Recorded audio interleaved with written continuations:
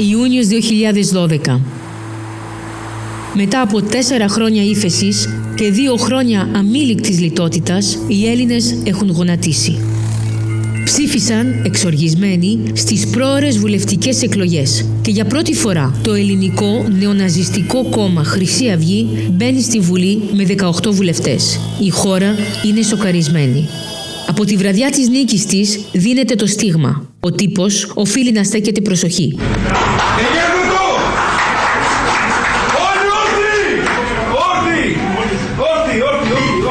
Έξω, ναι, ποιος είναι, όλοι έξω. Ο έξω νομίζω θέλει.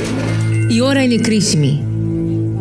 Είμαι δημοσιογράφος. Οφείλω να καταγράφω τα γεγονότα αμερόληπτα. Αλλά μπορεί κανείς να μείνει αμερόληπτος στη θέση μου? Ο σύντροφός μου είναι Εβραίος. Ο ένας μου γιος γκέι. Ο άλλος αναρχικός και εγώ αριστερή φεμινίστερια κόρη μεταναστών. Αν η Χρυσή Αυγή έρθει στα πράγματα, το μόνο μας πρόβλημα θα είναι σε ποιο βαγόνι θα μας βάλουν. Ένας λόγος παραπάνω που το ξέρω είναι γιατί επαγγελματικά παρακολουθώ εδώ και χρόνια την άνοδο της Χρυσής Αυγής. Τα πρώτα γραφεία της οργάνωσης ήταν 2 βήματα από το σπίτι μου, στην οδό Κεφαληνίας. All the illegal immigration out of my country, out of my home.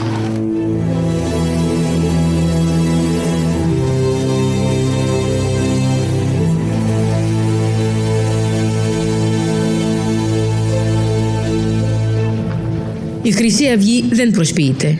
Είναι ένα κόμμα ρατσιστικό, νεοναζιστικό, βίαιο. Μέχρι τώρα είχε ποσοστό μικρότερο από το 0,2% των ψήφων. Ήταν διακοσμητικό στοιχείο, κάτι σαν απομεινάρι της ιστορίας. Τώρα όμως μπήκαν στη Βουλή. Με τα ολοκαίνουργια γραφεία της, με τις απλοϊκές της απαντήσεις στα προβλήματα της χώρας, έγινε μέρος της καθημερινότητας. Ένα Σάββατο πρωί, πηγαίνοντας το γιο μου στο μάθημα κατάδυσης, πέφτω σε μία πορεία μαυροντημένων ανδρών στη γειτονιά μου. Ίσα που προλαβαίνουμε να φύγουμε από το δρόμο τους και να τραβήξουμε με ό,τι έχουμε πρόχειρο με το κινητό τηλέφωνο.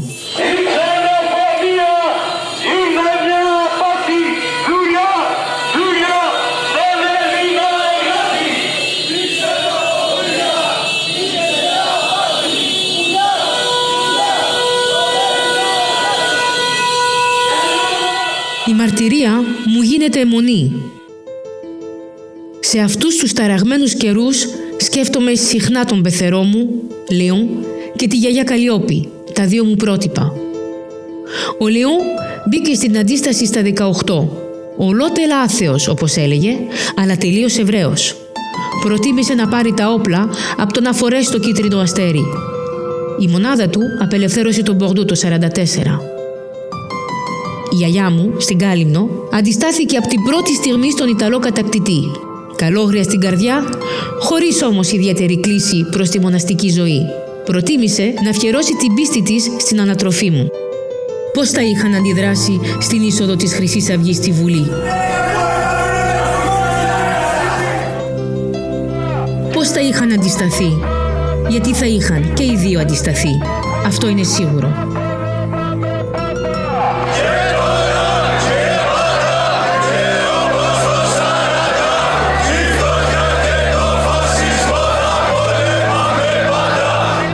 Ο Λεόν μου έλεγε πάντα, η μαρτυρία είναι το βασικό, η καταγγελία έρχεται κατόπι. Από πού να ξεκινήσω? Από τα σχεδόν καθημερινά πογκρόμ? Από τις επιθέσεις στους μετανάστες? Από τη σιωπή των μέσων? Την συνένεση της αστυνομίας, του κράτους? Ή από την κρίση που έχει παραμορφώσει τη χώρα και παραβιάσει τους θεσμούς? Δεν είναι μόνο θέμα η φτώχεια που απλώνεται, αλλά κυρίως ένα ως εδώ, μια χαμένη αξιοπρέπεια, μια αηδία που νιώθουν πολλοί Έλληνες για το πολιτικό σύστημα. Η Χρυσή Αυγή πατάει πάνω στο 28% της ανεργίας, που είναι 53% για τους νέους, στο 35% των Ελλήνων που ζουν κάτω από τα όρια της φτώχειας, στο 30% που δεν έχει πρόσβαση στην περίθαλψη. Τα 2 πρώτα μνημόνια λιτότητας πετσόκοψαν μισθούς και συντάξεις, διέλυσαν το σύστημα υγείας, την παιδεία. Φίλοι γύρω μου χάνουν τη δουλειά τους, πολλοί μεταναστεύουν. Αυτοί που μένουν αγωνίζονται, διαδηλώνουν. Από το 2010 ως το 2012 έγιναν 20.000 διαδηλώσεις στην Αθήνα. Κάποιες πολύ βίαιες. Απολογισμός: 4 νεκροί, εκατοντάδες τραυματίες, δεκάδες εμπρισμοί κτηρίων, συχνοί βανδαλισμοί στο κέντρο της πόλης, συλλήψεις διαδηλωτών, επιθέσεις σε δημοσιογράφους. Καλύπτω αυτές τις διαδηλώσεις σαν μία σύραξη, έναν ακήρυχτο εμφύλιο πόλεμο. Μέσα σε αυτό το κλίμα ταραχών, η Χρυσή Αυγή βρίσκει πρόσφορο έδαφος και ανοίγει γραφεία σε όλη τη χώρα. Συγχαρητήρια, όπου ένα ακόμα κάστρο της Χρυσής Αυγής λειτουργεί και επισήμως. Σε ολόκληρη την Πελοπόννησο μέχρι στιγμής έχουμε 12 γραφεία, σύντομα θα είναι κι άλλα. Κάθε γραφείο θα είναι και ένα μετερίζει, θα είναι ένα στρατηγείο.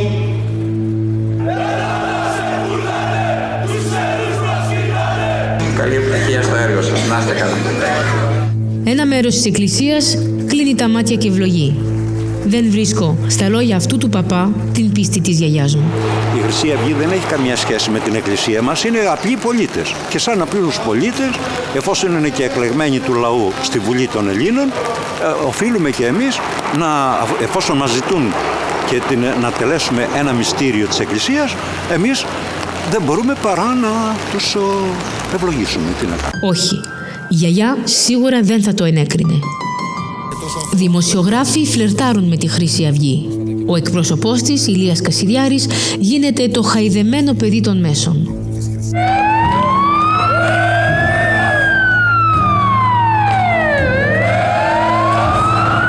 Τίποτα και κανένας δεν φαίνεται να σταματά τη Χρυσή Αυγή που πολλαπλασιάζει τις συγκεντρώσεις, τις κοινωνικές δράσεις μόνο για Έλληνες, όπως η σίτια, οι αιμοδοσίες.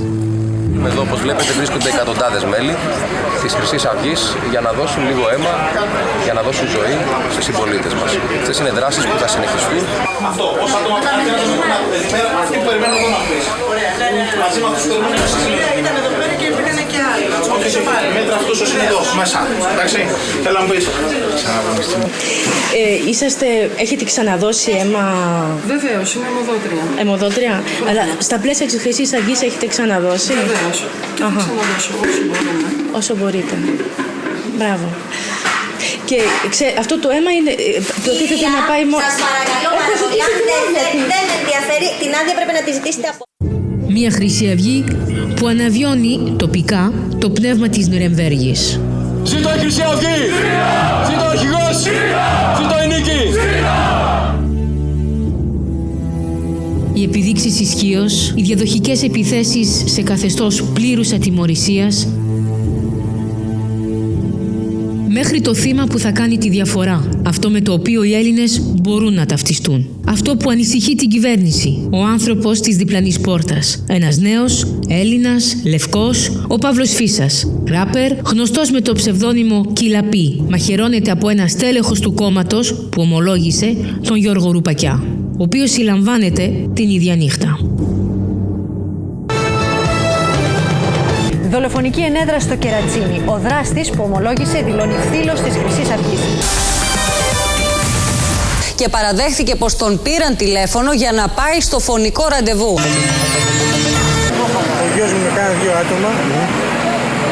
Κάποιος από την παρέα του είπε κάτι για τους Χρυσαυγίτες και κάποιος ειδοποίησε τους Χρυσαυγίτες. Έμαθα την είδηση από την τηλεόραση. Εκείνη τη στιγμή δεν έδωσα τη σημασία που έπρεπε. Όμως τότε τα ελληνικά μέσα ανακαλύπτουν πως η Χρυσή Αυγή είναι ένα κόμμα νεοναζί. Και οι ίδιοι Έλληνες πως έστειλαν στη Βουλή 2 φορές 18 νεοναζί βουλευτές.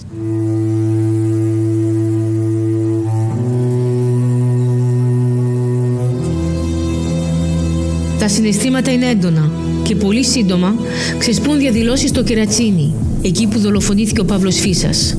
Οι τοίχοι της πόλης γεμίζουν βίαια συνθήματα. Διαδηλωτές τα βάζουν με τους δημοσιογράφους, σπάνε την κάμερά μας.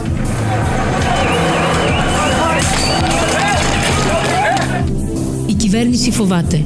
Για να αποφύγει να οδηγηθεί η χώρα σε μια νέα εξέγερση, όπως το Δεκέμβρη του 2008,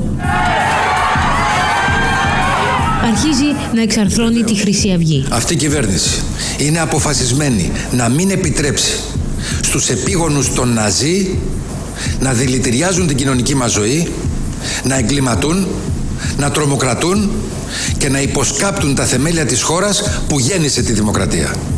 Ο τύπος ξεσαλώνει. Η Χρυσή Αυγή δεν είναι πια ένα καθώς πρέπει εθνικιστικό κόμμα, αλλά ένα καταδικαστέο νεοναζιστικό κόμμα. Οι βουλευτές της Χρυσής Αυγής δείχνονται ευνηδιασμένοι. Φροντίζουν από την επομένη της δολοφονίας του Παύλου Φίσα να αποστασιοποιηθούν από το δολοφόνο του. Δεν τον ξέρουν, δεν τον είδαν ποτέ, το διακήρυξαν ακόμα και στη Βουλή. Λέτε ψέματα, ουδεμία σχέση η Χρυσή Αυγή έχει. Το επαναλαμβάνω και το φωνάζω σε όλους τους τόνους. Ουδεμία σχέση έχει με αυτό το θλιβερό συμβάν που συμβαίνει στο Κερατσίνι. Μάθαμε για τον κύριο Ρουπακιά ποιος είναι και τι κάνει μετά τη δολοφονία. Ούτε εγώ τον γνώριζα, ούτε ο κύριος Κασιδιάρης τον γνώριζε, ούτε ο κύριος Λαγός τον γνώριζε, ούτε ο κύριος Μιχαλολιάκος τον γνώριζε, κανείς δεν τον γνώριζε.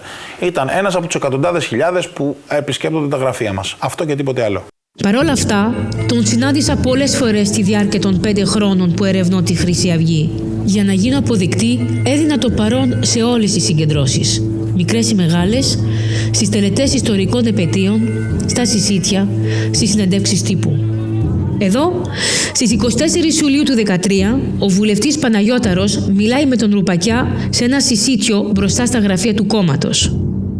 Εδώ, 2 μήνες αργότερα, σε μια σημαντική για το κόμμα τελετή στο Μελιγαλά στην Πελοπόννησο, 4 μέρες πριν τη δολοφονία του Παύλου Φίσα. Έχει πάντοτε κομματικό ρόλο. Είναι μάλιστα αυτός που ψάχνει το χαμένο κινητό του βουλευτή Γιάννη Λαγού. Πάντα με τη στολή του, πάντα αυλικός.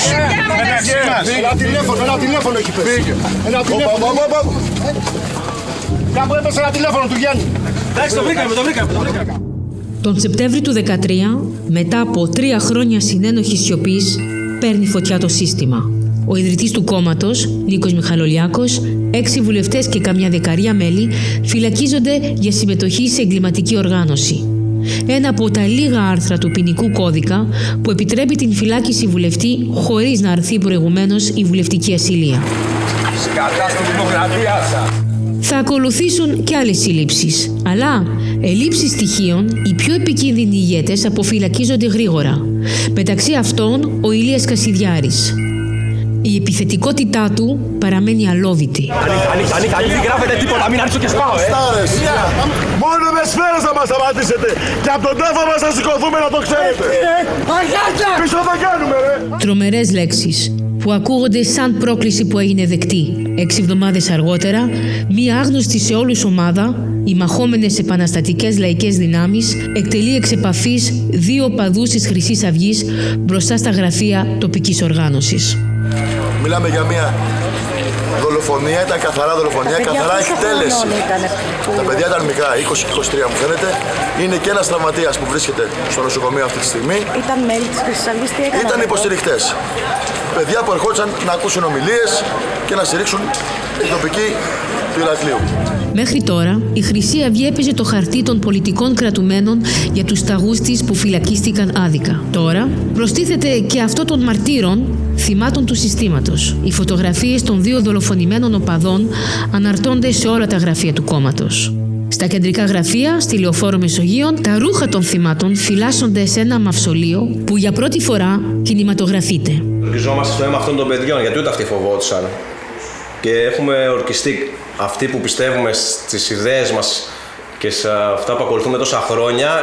Θα μιλήσω για τον εαυτό μου, δεν ξέρω για τους άλλους. Εγώ το έχω πει και στην οικογένειά μου. Δεν φοβάμαι ούτε να πάω φυλακή, ούτε να δολοφονηθώ. Αλλά αυτό το δρόμο διαλέξαμε, δεν κάνουμε πίσω. Δεν μπορείς να κάνεις πίσω, διαλέγεις. Είσαστε πεπισμένος ότι η Χρυσή Αυγή θα πάει μπροστά, ό,τι και να γίνει? Φυσικά. Μόνο αν μας φυλακίσουν όλους ή αν μας εκτελέσουν όλους. Δεν γίνεται. Στον ίδιο χώρο, στον 5ο όροφο, η Ουρανία, κόρη του ιδρυτή της Χρυσής Αυγής, υπεύθυνη νεολαίας, συνεχίζει την οικογενειακή παράδοση, κάνοντας κάθε εβδομάδα μία ραδιοφωνική εκπομπή. Αυτά που έχουμε να πούμε σήμερα στην εκπομπή είναι πάρα πολλά. Ευτυχώς που θα είμαστε 2 άτομα και θα μπορώ να απαντάω και στο chat, γιατί αλλιώς... Ναι, το είδα.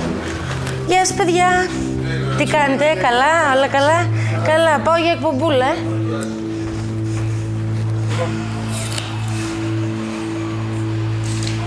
Καλησπέρα συναγωνιστές και συναγωνίστριες.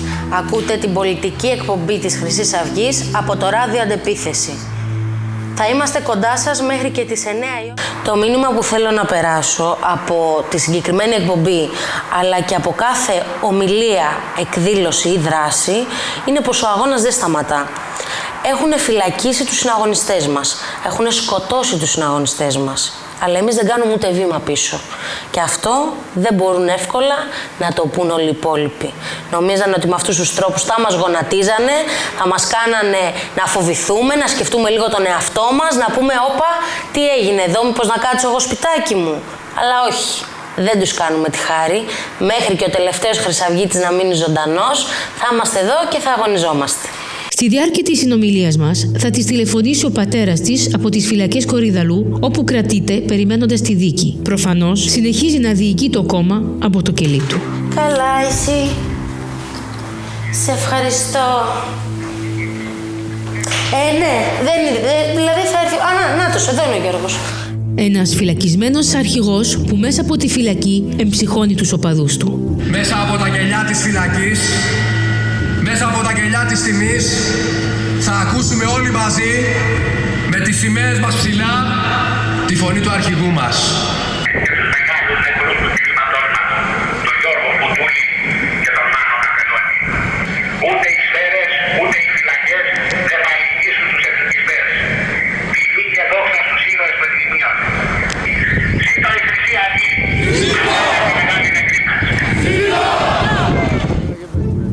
Το κόμμα οργανώνεται για τις ευρωεκλογές και τις αυτοδιοικητικές εκλογές του Μαΐου του 2014.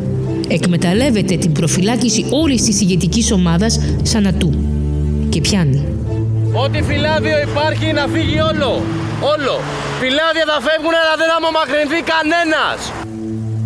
Πολλοί Έλληνες πιστεύουν πως όλα είναι στημένα.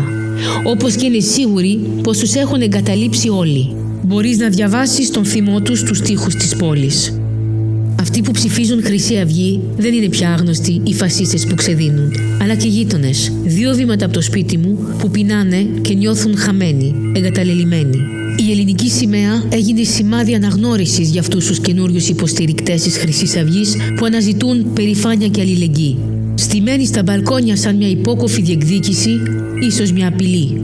Η σημαία δεν έχει να κάνει πια με την εθνική γιορτή της χώρας. Είναι το λάβαρο που ενώνει τους υποστηρικτές του κόμματος. Έτσι, γνώρισα τον Γιάννη και τη Στέλλα. Την αρχή ξεκίνησε κάπως καλά. Τώρα στην πορεία με τους ξυλοδαρμούς που βλέπω και με τις βίες, είμαι παλαντάρο. Πήγα στο Σύριο γιατί έχω ανάγκη. Έχω ανάγκη, δεν είχα να φάω, τι να κάνω. Και όχι μόνο σε ένα σιτήριο, σε 2-3 έχω πάει. Γιατί δεν έχω να φάω, απλούστατα. Μέχρι τσιγάρο που ζήτησα και σκάτσανε και στρίβανε να μου δώσουν τσιγάρο. Μου φερθήκαν σωστά και είμαι αριστερό. Αλλά έτσι όπως βαδίζει και η δική μας, πού να πάω, αφού δεν έχω να πάω. Ξαναγύρισα να δω τη Στέλλα Σβέγκου πολλές φορές. Ο άντρας της, ο Γιάννης, πέθανε. Η καθημερινότητά της έγινε ακόμα πιο σκληρή. Για αυτήν η Χρυσή Αυγή έγινε η πιο εύκολη λύση. Θέλετε κάτι άλλο, κυρία? Όχι, αυτά. Πόσο κάνουνε? 1 ευρώ.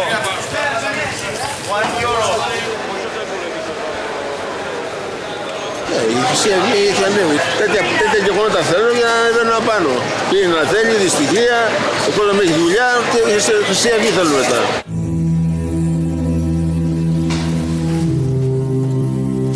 Τη φετούλα θα περάσουμε κάπως καιρό.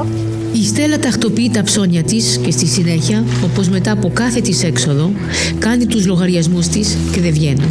Μετά από τις νέες περικοπές του προϋπολογισμού, παίρνει πια λιγότερα από 655 ευρώ το μήνα. Με αυτά πρέπει να ζήσει, να συντηρήσει τον άρρωστο γιο της και την εγγονή της, να βοηθήσει και τον άνεργο ανιψιό της. Δεν τα καταφέρνει.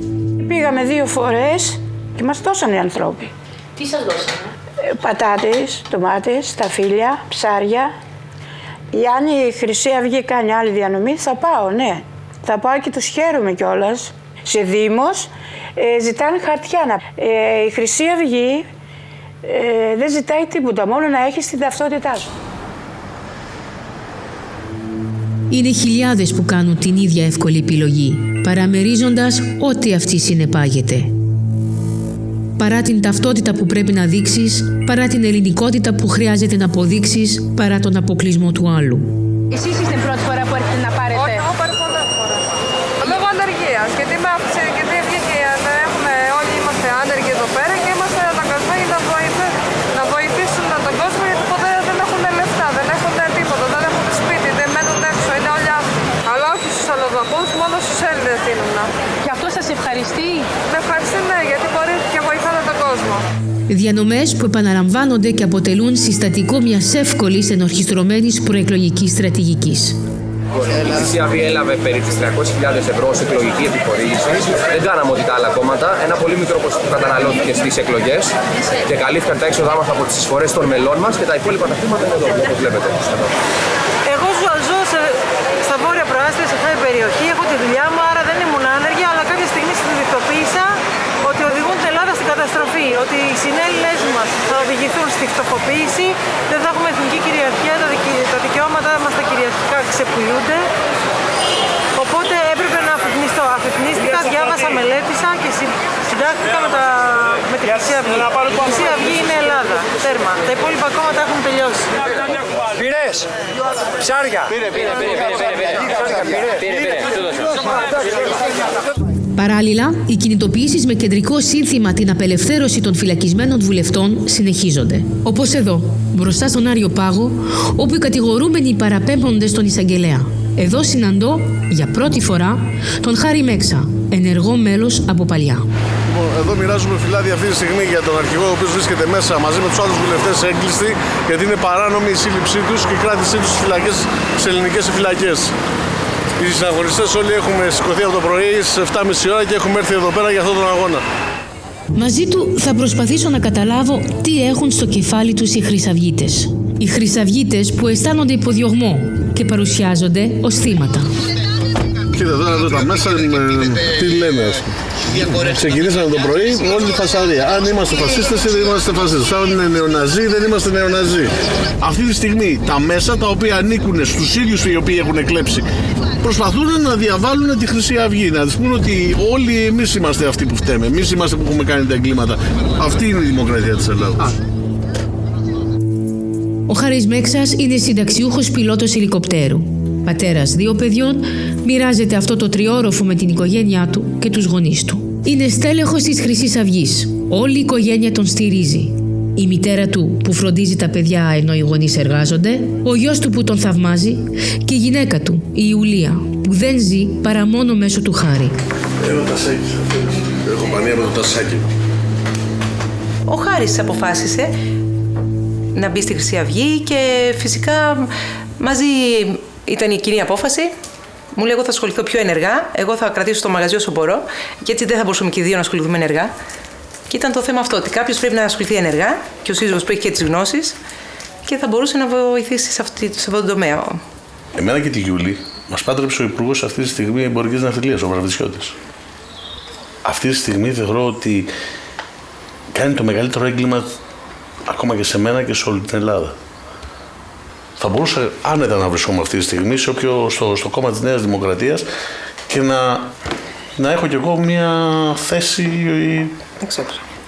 σε κάποιο σημείο και να λέω οτιδήποτε. Και όμως βρίσκομαι στην αντίπερα όχθη. Η οικογένεια Μέξα είναι οικογένεια στρατιωτικών εδώ και πολλές γενιές. Ξεκίνησαν να ψηφίζουν Χρυσή Αυγή πολύ πριν τη χρεοκοπία της χώρας, από το 1996, με την κρίση των ημείων, όταν η Ελλάδα και η Τουρκία παραλίγο να εμπλακούν σε στρατιωτική σύραξη. Με τα ημεία, όταν έφυγε το παιδί μου και ακούσαμε από την τηλεόραση ότι χάθηκε το ελικόπτερο από τη φρεγάτα Ναβαρίνο. Δεν ήταν ο γιος μου, ήταν ο Βλαχάκος, ο οποίος ήταν της σειράς του γιού μου και φίλος του γιού μου.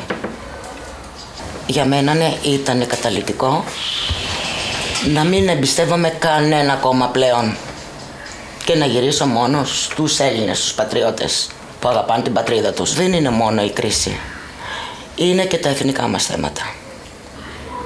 Δεν υπάρχει να πούνε Ελλάδα, πατρίδα. Δεν υπάρχει αυτό το πράγμα. Γι' αυτό και ανεβαίνει συνέχεια η Χρυσή Αυγή. Αυτά όλα που γίνονται αύριο το πρωί θα είναι επιζήμια για τον γιο μου, για την κόρη μου. Ότι θα ψάχνουν να βρουν πατρίδα και δεν θα την βρούνε. Για τον Χάρη, ο εθνικισμός δεν είναι κενό δαιμόνιο. Πάντοτε υπήρχε το εθνικιστικό σημείο μέσα στο μυαλό μου. Πάντοτε μεγαλώσαμε με αυτά τα με το ιδεώδη της πατρίδας. Αλλά δεν ήμουνα μέσα στη Χρυσή Αυγή, με αποτέλεσμα κάποια στιγμή είδα ότι δεν υπήρχε κάποιος πολιτικός φορέας ο οποίος να βρίσκεται στον εθνικιστικό χώρο που να με καλύπτει. Και ήταν μόνο η Χρυσή Αυγή. Όπως τα περισσότερα στελέχη της Χρυσής Αυγής, ο Χάρης είναι παθιασμένος με την ιστορία. Με μεγάλη περηφάνεια μας δείχνει τη βιβλιοθήκη του. Ο Έλληνας εθνικιστής είναι αυτός που διαβάζει. Διαβάζουμε για να μαθαίνουμε. Γι' αυτό και είμαστε καλύτεροι από τους άλλους. Σε αυτό το προσωπικό καταφύγιο, το απρόσιτο για τους αμοίητους, ο Χάρης μελετά ιστορία. Η αγαπημένη του περίοδος είναι ο Δεύτερος Παγκόσμιος Πόλεμος. Είναι αυτά που έλεγε ο Γκέμπλερς για τους Μπολτσεβίκους. Δεν μπορώ να καταλάβω γιατί το ελληνικό κράτος, αν με πιάσει με αυτό το βιβλίο, θεωρούμε ναζιστής, και αν με πιάσει με αυτό το βιβλίο είμαι πατριώτης. Μετά τον Γκέμπελς, μια μεγάλη έκπληξη με περιμένει. Τον αγώνα τον έχω και σε κανονικό. Αυτό εδώ είναι αντίγραφο. Το έχω αγοράσει από το Λονδίνο σε γκαλερί. Έχω το original.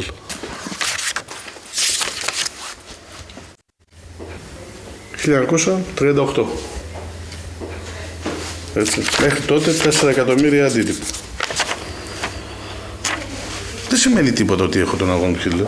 Έχεις μάθει κάτι από αυτό το βιβλίο? Η Γερμανία την εποχή εκείνη είχε τα ίδια προβλήματα που έχει η Ελλάδα τώρα. Κακές προθέσεις, αφέλεια ή μακιαβελισμός? Δεν ξέρω τι να σκεφτώ. Οι ομιλίες του Γκέμπελς, του επικεφαλής της ναζιστικής προπαγάνδας του Χίτλερ, 2 αντίτυπα του αγώνα στα ράφια του, και όμως ο Χάρης, χωρίς κανένα κόμπλεξ, δεν θεωρεί πως είναι ρατσιστής. Πολύ λιγότερο ναζί. Απόδειξη: η ανθρωπιστική του δράση στην Αφρική. Μια προσωπική πρωτοβουλία υπογραμμίζει όταν τον είχα στείλει εκεί σε ειρηνευτική δύναμη. Αυτή ήταν ένα σχολείο ορφανών παιδιών, τα οποία ανεξαρτήτως στη Μομπάσα. Λοιπόν, από εκεί και πέρα, αυτά τα παιδιά είχαν πολλά AIDS εγκαταλειμμένα, τα οποία εμείς προσπαθήσαμε να τα βοηθήσουμε. Και όπως βλέπεις, η ελληνική σημαία πάντα μπροστά, έτσι. Εγώ δεν βοήθαγα εκεί πέρα για τίποτα άλλο, εκτός ότι αυτοί οι άνθρωποι είχαν ανάγκη να βοηθούν, αλλά για να σηκώσω την ελληνική μου σημαία, να δείξω ότι ποιος είναι ο Έλληνας. Σιγά σιγά όμως, πίσω από τη βιτρίνα του καλού Σαμαρίτη αναδύεται μια ανησυχητική φυσιογνωμία. Εγώ όταν ήμουνα στην Αφρική βοήθησα όσο μπορούσα. Να μείνει εκεί όμως ο μαύρος, όχι να μην έχει έρθει στην πατρίδα μου. Εγώ δεν θέλω να αλλοιωθεί η χώρα μου από κανέναν. Όσο κάτι στην πατρίδα του μπορώ να πηγαίνω να τον βοηθάω. Οι Έλληνες ήταν λευκοί φίλοι. Τώρα, να μου έρθει εμένα εδώ ο Πακιστανός, οτιδήποτε κτλ., να μου αλλοιώσει το χρώμα μου, για ποιο λόγο? Όχι ότι έχω πρόβλημα μαζί του, αλλά δεν μπορώ. Δεν είπαμε εμείς για τον αλλοδαπό ο οποίος έρχεται στη χώρα μου με χαρτιά. Δεν μίλησε ποτέ κανένας για τους Πολωνούς, οι οποίοι περάσαν από την Ελλάδα. Δεν μίλησε κανένας για τους Βούλγαρους, Ρώσους, οι οποίοι έρχονται στην Ελλάδα και ζουν στην Ελλάδα. Είναι μέσα στον κοινωνικό ιστό, εργάζονται, δουλεύουν, έχουν τις οικογένειές τους. Μιλάμε για όλους αυτούς τους χιλιάδες λαθρομετανάστες οι οποίοι έρχονται από το Πακιστάν, μουσουλμάνοι, μου πάνε να μου προσπαθήσουν να μου εμφυτέψουν τη θρησκεία τους, μου ζητάνε δικαιώματα, μου ζητάνε οτιδήποτε και αυτοί έρχονται για τζιχάντ στην Ελλάδα.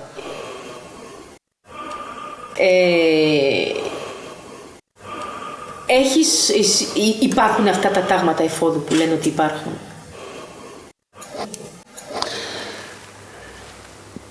Η Χρυσή Αυγή δεν έχει κάνει εγκλήματα.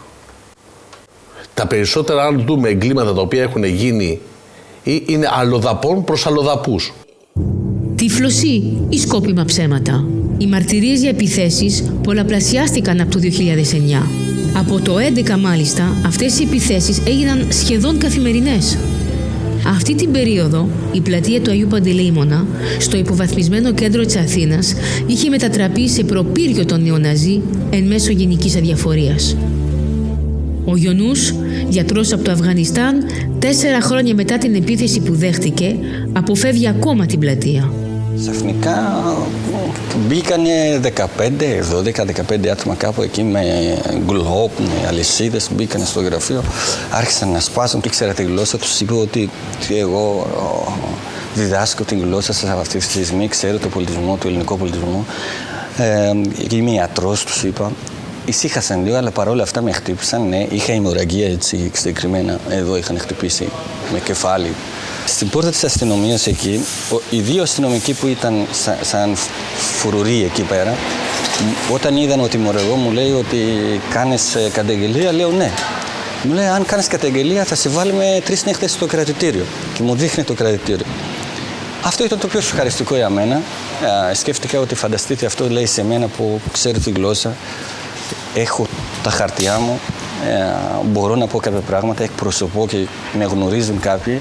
Αλλά τι συνέβη σε αυτούς τους που έρχονται καινούριοι, που δεν ξέρουν την γλώσσα, που δεν έχουν την φωνή, τι συνέβη σε αυτούς? Τώρα ο Ιωνούς μαθαίνει στους νεοφερμένους με ένα χάρτη στο χέρι τις γειτονιές που πρέπει να αποφεύγουν λόγω του κινδύνου να τους επιτεθεί η Χρυσή Αυγή. Με ταξιουργείο, τελευταία επίθεση που είχαμε στον Ιρανό που του κόψανε το αυτί, το φάγανε, έτσι να πω. Τελευταία πριν από 2 μήνες αυτό έγινε, εδώ στο μεταξιουργείο. Εμείς είμαστε Εξάρχεια. Είναι η πιο ασφαλής περιοχή. Ο Ντίν Μοχαμάντ, ένας Αφγανός με νόμιμα χαρτιά, δεν είχε ενημερωθεί εγκαίρος. Το πλήρωσε πολύ ακριβά. دستم یک ماه پیش زدن دم کلیسای یاسین شکسته 6 ماه پیشم مر فاشیستا گرفتن زدن این پام اینا رو نگاه کنه اینا این بدن من اینا همه اینا رو زدن من بدن من کلان پشتم اینا همه داغونه من این سر من اینا این بدن من اینا همه دستام داغون بود بعد که من فاشیستا زدن بدن من شیشه بیر ریختن 200 تا شیشه بیر ریختن که من هیچ متوجه نبودم من تا دم خونه آستا آمدم دم خونه شیشته بودم یک زنه برای من گفت که اینجا نشین اینجا چی میشین من هیچ متوجه نبودم چون خونه خور پیدا نمیکردم بعد از او زنگ زدن به پلیس کارت قرمز من خد گوشی موبایل از من گرفته ساعت 10-11 شب بوده که من برده 2 ساعت من یک سرم میزده با باتون برقی ساعت 4 صبح کارت قرمز من برای من داده خد گوشی من گفته او که درین تی درین من فاشیستا زدن بیرار فاشیستا بدن مرختن من جون هم تکپاره من ساعت 4 صبح بر کرده گفته برو با خونه خود نمیتونیم از خونه خود بریم بیرون مثلا میترسیم هر لحظه بریم بیرون امکان داره دوباره ما رو بزنن به بدبختی اینجا زندگی میکنیم مشکل داریم. Παρά το φόβο του, ο Ντίν Μοχαμάντ δέχεται να μας πάει στον τόπο της επίθεσης, σε αυτή την διαβόητη πλατεία του Αγίου Παντελεήμωνα. Σύμβολο της συνένεσης των αρχών ως προς την Χρυσή Αυγή, αυτό το σύνθημα έμεινε βαμμένο στην πλατεία πάνω από 3 χρόνια. Πάνω από 1000 μέρες ήταν χαρακιά στην πόλη της Αθήνας. Το κράτος το άφησε να γίνει. Η κοινωνία το δέχτηκε. Η κοιτίδα της δημοκρατίας βολεύτηκε με αυτό. Ακόμα και τώρα αναρωτιέμαι, γιατί μια νύχτα δεν πήρα ένα κουβά μπογιά να έρθω να το σβήσω. Σαν τους άλλους φοβόμουν. Ήμουν δειλή. Αλλά βέβαια εγώ είμαι λευκή. Εγώ μπορώ να περπατώ σε αυτή την πλατεία. Ο Ντίν Μοχαμάντ όχι. این منطقه که کلیسای یاسینه اینجا کسی جرئت نمیکنه که بیایم حالا که ما آماده میترسیم امکان داره که از این ور از اون ور ما رو بزنن او شبی هم که ما رو زدن از پشت از این درختا در آمدن ما فرار کردم رفتم رو به اون طرف ما رو گرفتن زدن دست ما شکستن چون از اون از کوچه ها پشت خیلی 4 دیوار میرم تیر میشم از این دیگه جرئت نمیکنه که ما تیر بشیم. Η συνεχής ατιμωρησία για τις επιθέσεις, η συνενοχή μεγάλου μέρους της αστυνομίας, η καθυστέρηση στην απόδοση δικαιοσύνης είχε λογική κατάληξη, το ανεπανόρθωτο. Στις 17 του Γενάρη του 2013, τα ξημερώματα, ο Σεχσάτ Λουκμάν, Πακιστανός, μαχαιρώνεται από 2 μαυροντημένους άντρες, Έλληνες, ενώ πήγαινε στη δουλειά του.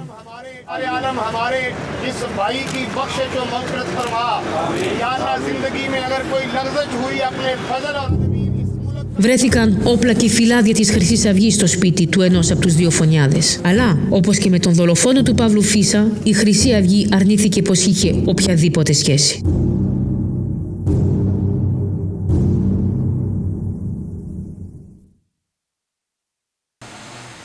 Το μεταναστευτικό είναι ένα προεκλογικό ζήτημα που συζητιέται πολύ στις τοπικές οργανώσεις της Χρυσής Αυγής. Ο Χάρης μας πηγαίνει πρώτη φορά στη δική του τοπική οργάνωση στον Άλυμο, από τα καλά προάστια στα νότια της Αθήνας. Ναι. Και εγώ τώρα κατεβαίνω στα γραφεία. Φεύγω. Γεια σου. Γεια. Στην Χρυσή Αυγή, ενώ την είχα ψηφίσει 2 φορές που είχε κατέβει στις εκλογές, Ευρωβουλή και... Την ψήφισα στις τελευταίες εκλογές μαζί με την οικογένειά μου πλέον, λέγοντάς τους ότι το πράγμα δεν πάει και πρέπει να ψηφίσουν όλοι η Χρυσή Αυγή. Το γιο μου τον έχω πάρει σε 2-3 φορές μαζί μου και στα γραφεία έρχεται και οτιδήποτε.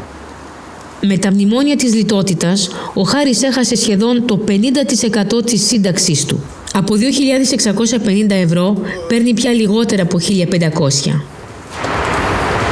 Καλησπέρα, παιδιά. Τι κάνουμε? Τι έγινε? Μια χαρούλα.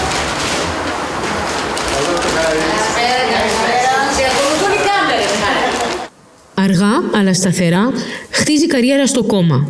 Δίνει το παρόν 2 φορές την εβδομάδα στα γραφεία, όταν γίνονται συγκεντρώσεις της τοπικής και όποτε χρειαστεί. Ο Χάρης είναι πολύ δραστήριος. Πουλάει κουπόνια υποστήριξης και φροντίζει προσωπικά κάθε νέο μέλος. Αυτά εδώ πέρα είναι τα κουπόνια τα οποία είναι του κόμματος. Είναι αυτά τα νόμιμα κουπόνια τα οποία έχει κάθε κόμμα για να παίρνει οικονομική ενίσχυση. Κάθε κίνηση οικονομική η οποία γίνεται με νόμιμα κουπόνια μέσα από το ίδιο το κρατικό μηχανισμό. Εδώ συντηρείται η κιτς λατρεία μιας μυθικής Ελλάδας, της οποίας θεωρούν πως είναι οι μόνοι θεματοφύλακες. Όμως αυτά τα γραφεία δέχτηκαν επίθεση τον περασμένο μήνα. Χρειάστηκε επομένως να πάρουν τα μέτρα τους. Εδώ έχουμε στορακισμένες πόρτες για να μπούμε στα γραφεία. Έχουμε καγκελόπορτες από ό,τι βλέπεις. Έτσι, συναγερμούς, κάμερες εσωτερικές, κάμερες εξωτερικές. Και... Όχι εμπόλεμη κατάσταση, εδώ βρισκόμαστε σε πόλεμο. Διαρκή και συνεχή. Η τοπική οργάνωση εδώ πόσα άτομα έχει? Έχουμε πάνω από 500 άτομα. Απόψε έχουμε καθοδηγούμενη ανάγνωση ενός άρθρου από την εφημερίδα του κόμματος που πραγματεύεται ένα τρομερό συμβάν. Ένας μετανάστης επιτέθηκε και βίασε μια νέα κοπέλα. Η υπόθεση άναψε τα αίματα στην Ελλάδα και στη Χρυσή Αυγή διαρωτώνται.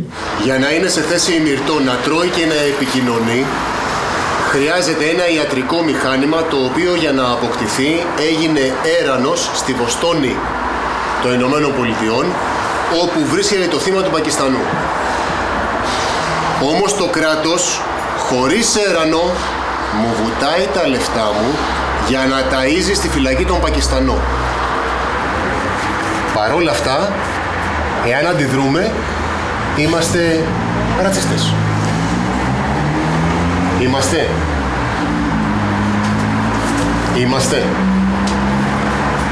Δεν ξέρω. Σας ρωτάω εσάς. Είμαστε. Εγώ να σας πω ότι η Χρυσή Αυγή είναι ένα εθνικιστικό κόμμα. Εμείς δεν είμαστε ούτε ναζίστες, ούτε φασίστες. Εμείς θέλουμε τη ελευθερία της πατρίδας μας. Να μας αφήσουν ήσυχους. Πρώτα πρέπει να υπάρχει η Ελλάδα, μετά οι Έλληνες και τα κόμματα έρχονται. Εδώ δεν βλέπω μαυροντημένους άντρες ούτε μπράβους, αλλά ηλικιωμένους ανθρώπους της συμπιεσμένης από την κρίση μεσαίας τάξης που αναζητούν βοήθεια και έναν Χάρη που γίνεται αποδέκτης αυτών των πολλών και διαφορετικών προσδοκιών. Πρόεδρε, συγχαρητήρια μας στο νοσοκομείο σε πολλές υποθέσεις. Γιατί δεν μας το πήρατε, κύριε Ροντό? Δεν πειράζει, ρε παιδί μου, πάμε να μην εντάξει. Τι λέτε τώρα, γι' αυτό δεν είναι συναγωνιστές? Όνομα του. Προς Θεού, εντάξει. Απλώς, αν μπορούμε. Θα μπορέσουμε. Πώς δεν είναι τίποτα. Υπάρχουν συναγωνιστές και συναγωνίστριες οι οποίοι βρίσκονται στα πρόθυρα καταστάσεων, οι οποίοι να πω ότι φτάνουν σε λοιμό σωσμένους. Οι άνθρωποι δεν ζητάνε όμως την οικονομική μας βοήθεια. Έχουν περηφάνεια και ζητάνε απλώς μια δουλειά. Όσοι μπορούν να βρουν μια δουλειά σε κάποιον έδρα, έστω ένα μεροκάματο, ώστε να βγάζει αυτό που ζητάει με αξιοπρέπεια, με σηκωμένο το κεφάλι και να μην είναι επέτηση. Είμαι μπερδεμένη. Πού είναι αυτή η επικίνδυνη Χρυσή Αυγή που επιτίθεται σε ό,τι είναι διαφορετικό? Τη στιγμή που σχηματίζεται η αμφιβολία, συμβαίνει το ασύλληπτο. Ενώ εγώ παίρνω συνέντευξη από τον γραμματέα της οργάνωσης, ο Χάρης ξεχνάει πως έχει ακόμα μικρόφωνο και αφήνεται. Δίνει οδηγίες στους συναγωνιστές του και ειδικά στην Κωνσταντίνα, υποψήφια όπως και ο ίδιος για το Δημοτικό Συμβούλιο του Αλήμου. Οι μάσκες πέφτουν. Θα έρθει ο δημοσιογράφος να στήσει τις κάμερες και να ρωτάνε τον καθένα. Προσέξτε τι λέτε, έτσι. Δεν είμαστε ρατσιστές, απλώς άκου εδώ. Θα αποφεύγει την τεχνή έντος το κάθε τι που λέμε. Δεν είμαστε ρατσιστές, είμαστε εθνικιστές. Όσοι οι εθνικοί ρωτήσουν παγίδες από ναι. Σήμερα μου έχουν ρίξει 3 παγίδες, έτσι. Μου έχουν ρίξει 3 παγίδες. Αυτή η ενώση πιστεύεις ότι είναι καλό? Την έχω κάνει μαλάκα. Γιατί να δεχτούμε τέτοια πράγματα? Γιατί να μπουν με κάμερες εδώ μέσα? Γιατί είναι διαταγή το κόμμα που θέλει τέτοιους ανθρώπους για να βγάλει έξω ότι δεν είμαστε ιστορίες. Γι' αυτό όταν έλαβα, νομίζεις εσύ, έτσι στείλανε σε μένα. Κωνσταντίνα, θέλεις να σε τραβήξουνε? Πού εδώ μέσα? Όχι, γενικά όπως τραβάνε εμένα για... Αλλά πρόσεχε θα πεις, Δεν τίποτα. Τι θες να πω, ρε Χάρη? Εξήγησέ της με τον ρατσισμό και με αυτό το θέμα. Είσαστε ρατσιστές, δεν είμαστε ρατσιστές. Με τριοπαθή πράγματα. Αλλά όχι και εκτός από τις αρχές μας. Είμαστε εθνικιστές, δεν είμαστε ρατσιστές. Δεν είμαστε ναζιστές, είμαστε εθνικιστές. Το κατάλαβες? Τι σημαίνει για σένα ολοκαύτωμα? Ολοκαύτωμα είναι μια ιστορία. Δεν αφορά εμάς. Το κρίνει η ιστορία και θα το δείξει και το μέλλον το τι σημαίνει και ποιο είναι η αλήθεια και ποιο είναι το ψέμα. Δεν αφορά την Ελλάδα. Δεν αφορά την Ελλάδα και δεν με νοιάζει. Το κατάλαβες? Εδώ όμως στην Ελλάδα έχουμε ολοκαύτωμα το οποίο είναι των ποντίων και των Ελλήνων της Μύρνης, το οποίο δεν ασχολείται κανένας μαζί. Το αναφέρετε πουθενά. Το καταλαβαίνεις? Πράγματα τα οποία χτυπάνε. Το επόμενο πρωί ακολουθούμε την Κωνσταντίνα, 53 ετών, δικαστική επιμελήτρια, άνεργη, στην προεκλογική της εκστρατεία. Η Ζέτα, νέο μέλος, επίσης άνεργη, ουσιαστικά άστεγη, τη βοηθάει. Θέλω να μάθω αν ακολουθούνται οι οδηγίες του Χάρη. Καμία έκπληξη. Ακολουθούνται κατά γράμμα. Ακούω λέξη προς λέξη τα χθεσινά. Ο αρχηγός είπε ότι δεν έγιναν τα κρεματόρια με τους Εβραίους στο Δεύτερο Παγκόσμιο Πόλεμο. Κοιτάξτε, αυτό για τα κρεματόρια αφορά τους Γερμανούς. Δεν αφορά την πατρίδα μου. Δεν το κάνανε Έλληνες. Δεν το κάνανε Έλληνες. Εμένα με ενδιαφέρει που αρνούνται για τη γενοκτονία των ποντίων. Αυτή είναι η γενοκτονία. Για τους άλλους έχει μιλήσει ιστορία. Και για τον Χίτλερ και για όλους. Δεν θα μιλήσω εγώ. Ιστορία. Οι Γερμανοί ας μιλήσουν γι' αυτό, όχι εμείς. Μα ο αρχηγός μίλησε. Είπε ότι δεν υπάρχουν. Εσύ τι πιστεύεις? Εγώ πιστεύω ότι όλο αυτό έχει δείξει ιστορία. Το έχει γράψει ιστορία. Ο αρχηγός είπε αυτά που είπε. Τα είπε ο αρχηγός. Εγώ προσωπικά πιστεύω ότι και είμαι σίγουρη ότι δεν το κάνανε οι Έλληνες. Δεν αφορά την ελληνική ιστορία. Την ελληνική ιστορία αφορά η γενοκτονία των ποντίων. Εμείς δεν έχουμε καμία σχέση με αυτό. Δεν είμαστε Γερμανοί. Το έχουμε πει, είμαστε εθνικιστές. Άρα δεν μας αφορά η ιστορία κανενός άλλου λαού. Και το τι κάνανε αυτοί ή αν το κάνανε. Σίγουρα δεν συμμετείχαμε εμείς εκεί. Σίγουρα δεν το κάναμε εμείς. Αν έγινε, δεν το κάναμε εμείς. Αν έγινε. Να σας δώσω ένα φυλάδιο. Θέλετε? Να είστε καλά. Καλή σας μέρα. Ευχαριστούμε. Το γνωρίζετε αυτό? Τα 3 άτομα? Γνωρίζω. Συμφωνείτε ότι είναι πολιτικοί κρατούμενοι? Άποψη είναι του καθενός. Εσείς τι πιστεύετε, είναι?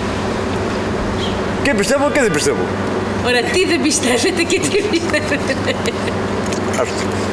Εντάξει, ευχαριστώ. Καλή σας μέρα, ευχαριστούμε. Φοβάται ο κόσμος. Για να δείτε όμως ότι το πήρε και δεν αρνήθηκε μπροστά στην κάμερα σημαίνει πολλά. Σημαίνει ότι συμφωνώ μαζί σας. Διαφορετικά, αν ήταν αντίθετο σε εμάς, θα μας το πέταγε στα μούτρα.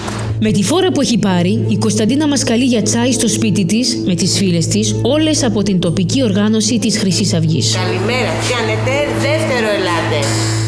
Όλες θέλουν να εξηγήσουν γιατί προσχώρησαν στο εθνικιστικό κίνημα και όλες θαυμάζουν τον εκπρόσωπο τύπου, τον ωραίο Ηλία Κασιδιάρη, υποψήφιο στις εκλογές. Καφέ, τσάι, θα βγεις, Μαρία? Θέλουμε να βγει δήμαρχος ο κύριος Κασιδιάρης. Εγώ νομίζω ότι είναι χαρισματικός. Έχει έναν ωραίο τρόπο που μιλάει, είναι λίγο αυστηρός, αλλά εμένα με εμπνέει. Είναι ικανός, είναι νέος, έχει όραμα. Το ότι νευριάζει πολύ καλά κάνει. Είναι αυθεντικός, δεν είναι ψεύτης. Τσάι, γλυκά, βουτήματα και ιδέες ακλόνητες για τη θέση της γυναίκας, για την κοινωνία, για τα παιδιά. Ιδέες που αυτές οι γυναίκες, οι οποίες δηλώνουν όλες χρυσαυγίτισσες, εκθέτουν περήφανα. Η γυναίκα πρέπει, όσο είναι μωρό το παιδί, να δώσουν κίνητρα στην Ελληνίδα μητέρα να κάνει παιδιά και να μην δουλεύει. Και αυτό είναι σωστό. Όπως με μεγάλο σημάδι μου δεν δούλευε. Δεν έχω δουλέψει ποτέ για να κρατήσω τα παιδιά στο σπίτι, να έχουν τις αρχές αυτές που έμαθα εγώ, ότι πρέπει να αγαπάμε την οικογένεια, να είμαστε όλοι ενωμένοι, πατρίδα, θρησκεία, οικογένεια. Εγώ αυτά τα τρία τα βάζω μαζί. Αυτά θέλω να καταστρέψω. Εγώ δεν έχω δουλέψει ποτέ. Ποτέ. Και δόξα τω Θεώ να μην αξιωθώ ποτέ να δουλέψω. Πάμε κόντρα στη φύση.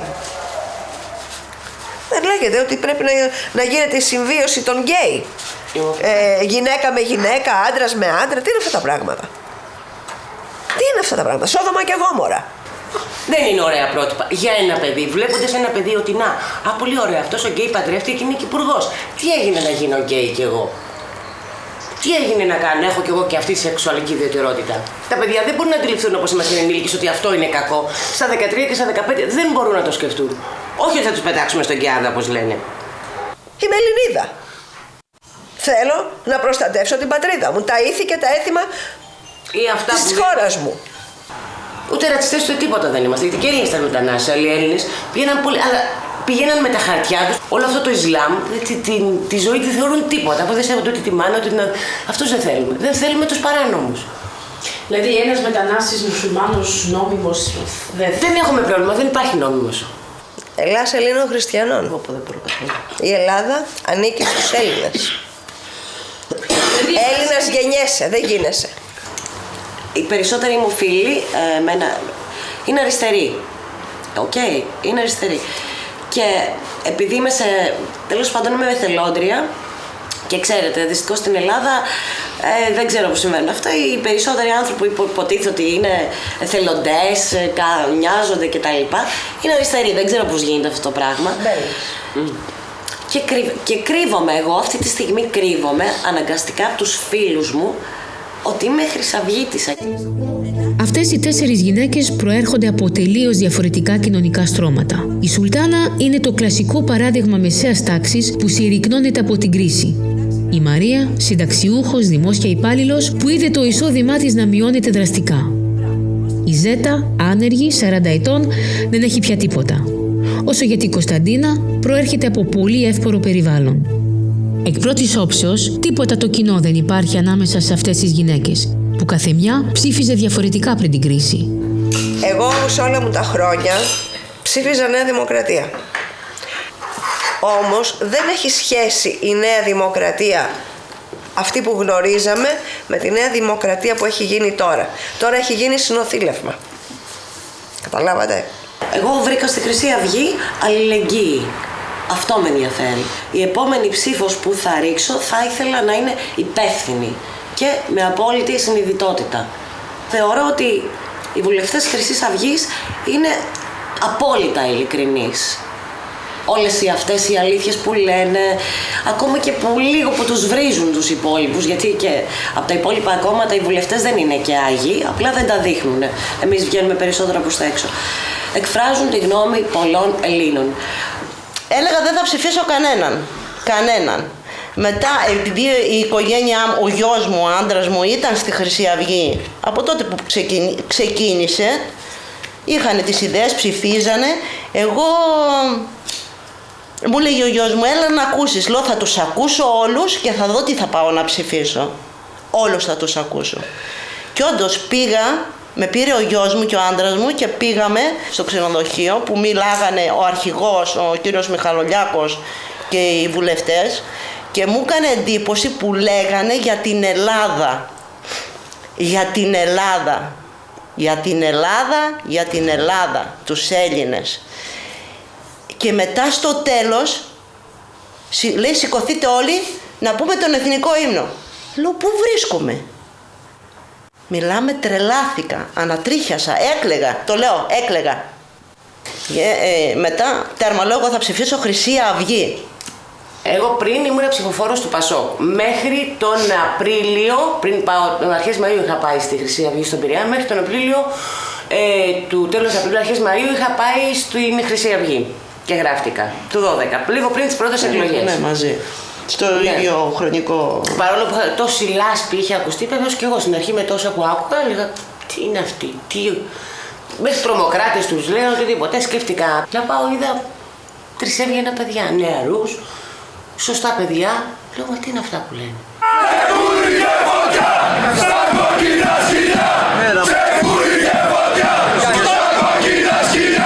Τρισέβγαινοι, σωστοί, όχι πάντα. Εδώ στο Μελιγαλά, στην Πελοπόννησο, σε μια παραδοσιακή για τη δεξιά τελετή στη μνήμη των θυμάτων που θεωρεί δικά της, οι βουλευτές και τα στελέχη της Χρυσής Αυγής κάνουν επίδειξη ισχύος ακόμα και στα μέλη των οικογενειών των θυμάτων. Διώχνουν τον δήμαρχο του χωριού και ο Ηλίας Κασιδιάρης παίρνει τον λόγο.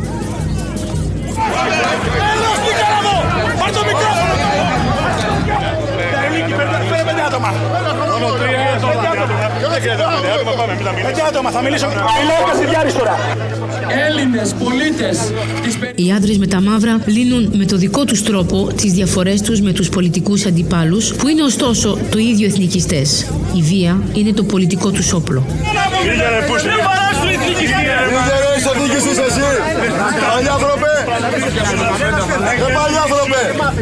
Έτσι και με τον τύπο. Είχα την άδεια να βιντεοσκοπώ. Παρ' όλα αυτά, ένας τέλεχος του κόμματος μου επιτέθηκε. Σώθηκα χάρη στην παρέμβαση του βουλευτή Νίκου Μίχου. Δεν τραβάτε αυτό το πράγμα, δεν τραβάτε. Πάρ' το κινητό, πάρ' το κινητό. Όχι, έχω την άδεια του κ. Κασιδιάρη. Συγγνώμη, όχι. Ας το πάμε. Επιστρέφουμε στις καλές γειτονιές της τοπικής οργάνωσης του Χάρη, όπου ετοιμάζουν πυρετοδός την μεγάλη διαδήλωση για την απελευθέρωση του αρχηγού του κόμματος και των φυλακισμένων βουλευτών. Ενός αρχηγού που τιμούν, σέβονται, ακόμα και φοβούνται. Είναι για τα καλά βυθισμένοι στην λατρεία του αρχηγού. Το Σάββατο τα γραφεία θα ανοίξουν. 12 θα είμαστε ανοιχτά. Στην πλατεία Συντάγματος θα είμαστε από τη 1. Από εδώ θα φύγουμε ή θα συνάντηση μετά? Θα έρθουμε, θα πάρουμε το υλικό μας, τις σημαίες μας, τα πανό μας και θα ανεβούμε στο Σύνταγμα στη 1. Έχουμε να κάνουμε προετοιμασία του χώρου, γιατί έχουν ανακοινωθεί διάφορες αντισυγκεντρώσεις σε σημεία. Όχι. Όχι. Με πολιτικά. Και σαν πρώτα αγριωμένοι, χαίρο-χαίρε ελευθεριά. Ζήτω ο αρχηγός! Ζήτω! Ζήτω η νίκη! Ζήτω! Ελεύθερη. Σάββατο 30 Νοεμβρίου του 2013 είναι η μεγάλη μέρα. Ο Χάρης είναι νευρικός. Τα μέλη φοβούνται τυχόν αντισυγκεντρώσεις ή ακόμα χειρότερα, αστυνομικό αποκλεισμό. Ετοιμάζονται για αυτή τη συγκέντρωση σαν να πηγαίνουν σε σύγκρουση, σαν να την επιζητούν. Η ένταση ανεβαίνει. Όποιος φοβάται δεν παίρνει σημαία και δεν έρχεται. Φέρτε εδώ. Η ουσία είναι μία. Ό,τι και να κάνουν, ό,τι και να γίνει, η Χρυσή Αυγή δεν πέφτει, ανεβαίνει πάντα. Η Χρυσή Αυγή ήρθε και θα μείνει.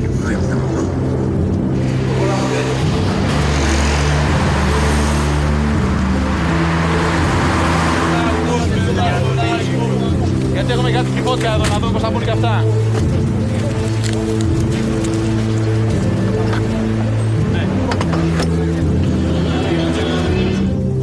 Αυτή η συγκέντρωση της Χρυσής Αυγής, ακριβώς μπροστά στη Βουλή, είναι στην πραγματικότητα μια πρόκληση, μια επίδειξη δύναμης που θέλει να αποδείξει ότι η σύλληψη του αρχηγού και πολλών βουλευτών, οι αποκαλύψεις για το φόνο του Παύλου Φίσα τελικά δεν άλλαξαν τίποτα.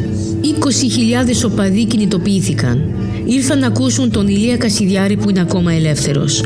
Αποτελεί παράδειγμα προς μίμηση για τους νέους, πρότυπο για τους άντρες και συχνά φαντασίωση των γυναικών. Είναι το καλύτερο ατού της Χρυσής Αυγής και το ξέρει. Μαγνητίζει τα πλήθη με λόγους άμεσους, απλούς, που βγάζει χωρίς σημειώσεις. Εμείς είμαστε το αύριο και αυτή είναι το χθες. Ο Λαϊκός Σύνδεσμος Χρυσή Αυγή μπήκε στη Βουλή όχι με τάλξ, όπως λένε στα άθλια κατηγορητήριά τους, αλλά με ένα σύνθημα, με ένα κύριο σύνθημα. Οι κλέφτες στη φυλακή. Άκου άρχηγε και άκου το καλά. Ξεφτύλισες το σύστημα ακόμα μια φορά. Πατρίδα, τιμή, Χρυσή Αυγή. Πατρίδα, τιμή, Χρυσή Αυγή. Η τοπική του Χάρη είναι σε απαρτία. Όλοι θα μείνουν μέχρι το τέλος και θα χορέψουν μάλιστα μπροστά στη Βουλή.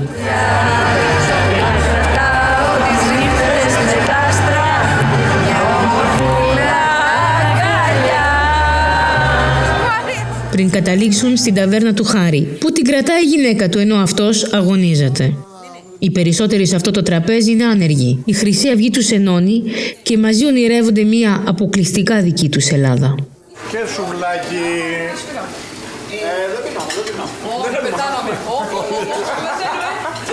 Να έχει καταρχήν ο Έλληνας προτεραιότητα στην εργασία του, έτσι.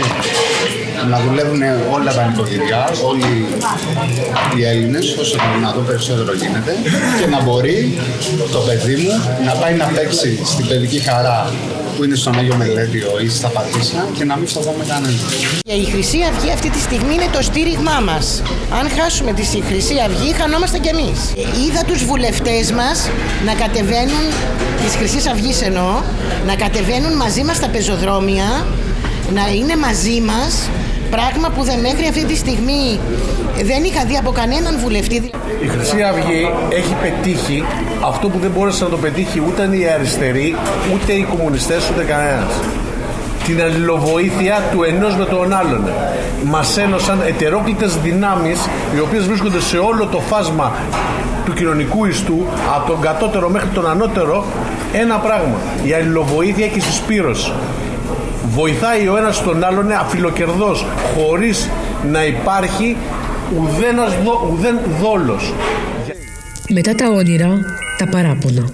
Οι παιδικοί σταθμοί οι οποίοι λειτουργούν παίρνουν τους αλλοδαπούς οι οποίοι έχουν λιγότερη φορολογική δήλωση, καθόλου φορολογική δήλωση, και τα παιδιά των Ελλήνων μένουν έξω.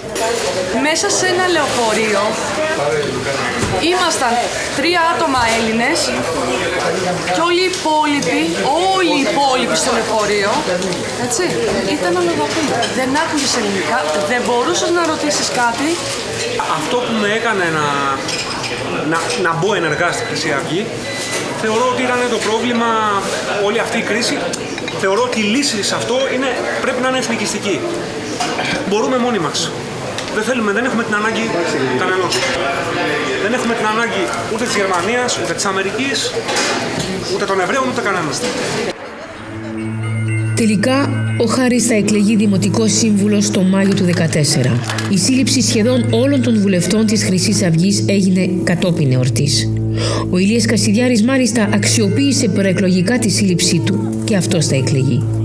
Επιπλέον, τα πήγαινέλα των κρατουμένων από τη φυλακή στη Βουλή όποτε γινόταν ψηφοφορία δημιούργησαν σύγχυση στους Έλληνες. Η Χρυσή Αυγή παραμένει η τρίτη πολιτική δύναμη της χώρας.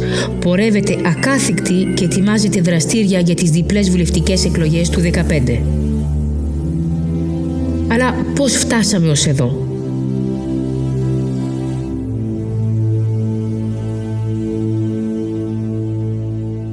Η Χρυσή Αυγή δεν κρύφτηκε ποτέ. Ορίστε και ο ύμνος της ήταν πάντα ξεκάθαρος.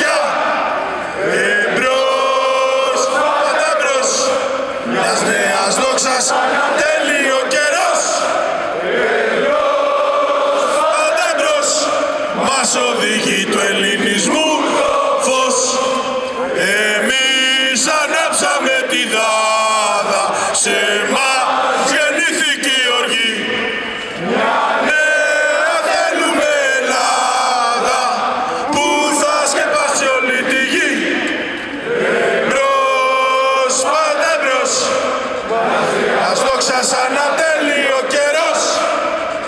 Μπρος, πάτε μπρος, μας οδηγεί του ελληνισμού το φως. Ζήτω αρχηγός! Ζήτω! Ζήτω η Χρυσή Αυγή! Ζήτω! Ζήτω η νίκη! Ζήτω!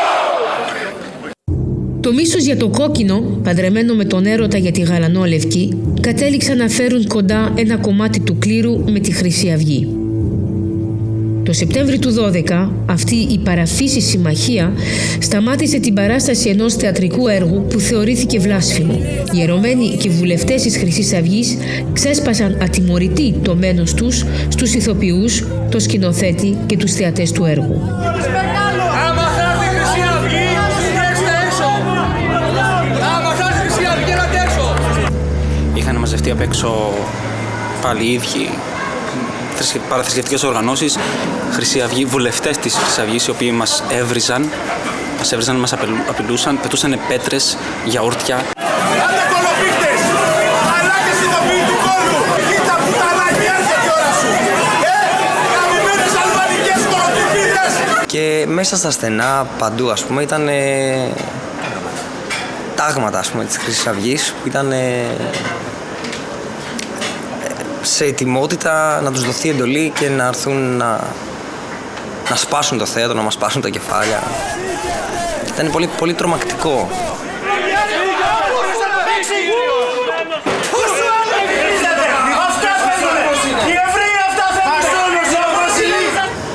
Δεν μπορεί απλά από μια παράσταση. Είναι θέατρο. Είναι θέατρο, δηλαδή. Και το χειρότερο δεν το κάνουν αυτοί που είναι απ' έξω, που υποστηρίζουν το Χριστό ή το Θεό. Το χειρότερο το κάνει η Χρυσή Αυγή. Γιατί αυτοί είναι ικανοί μόνο να φωνάζουν και να βρίζουν. Η Χρυσή Αυγή είναι ικανή να μας σκοτώσει. Η δικαιοσύνη δεν απαγόρευσε τη συνέχεια της παράστασης, αλλά απόψε, για λόγους ασφαλείας, η παράσταση σταματά οριστικά.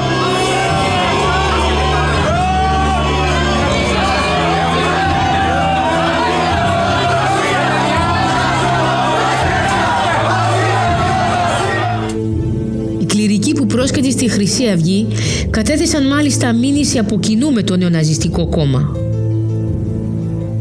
Μια άλλη μερίδα του κλήρου προτίμησε να πάρει τις αποστάσεις της και όχι μόνο στα λόγια. Αν έρθει ένας άνθρωπος με μια φανέλα που γράφει Χρυσή Αυγή να κοινωνήσει, δεν θα τον κοινωνήσω. Η διδασκαλία και η πρακτική της Χρυσής Αυγής είναι ασυμβίβαστη με την ορθόδοξη πίστη.